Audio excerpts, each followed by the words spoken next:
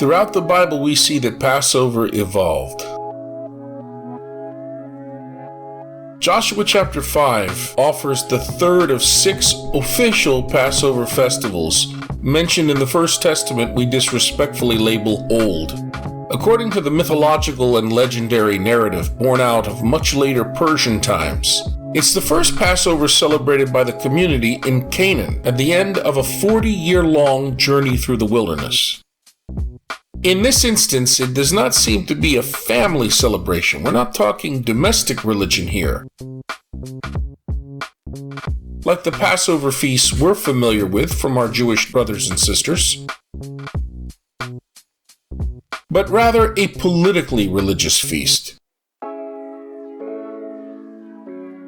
Also note that in this story, there is no mention of lamb on this occasion. This suggests that the Passover featured here is actually an older festival of unleavened bread, to which only later, at a much later time, the sacrifice of lamb got added. Eventually, when both feasts were united, the Passover was celebrated on the 14th of Nisan, and the unleavened bread celebrated on the 15th of Nisan. Because in this story, Israelites have only just entered the Promised Land, readers may ask, well, where did they get their grain from? Scholars and other commentators differ. Some say they brought the grain with them.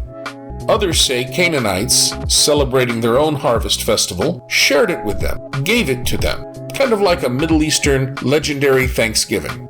While still others say, much like the reality of the American Thanksgiving, the Israelite invaders simply took it.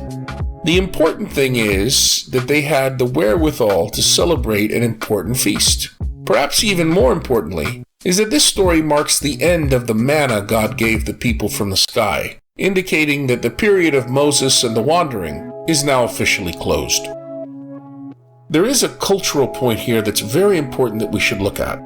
God's statement of having removed the reproach of Egypt, read shame, from you, Israel, in verse 9, is vital in this text segment. In a way, it explains why the feast was shared in communal fashion.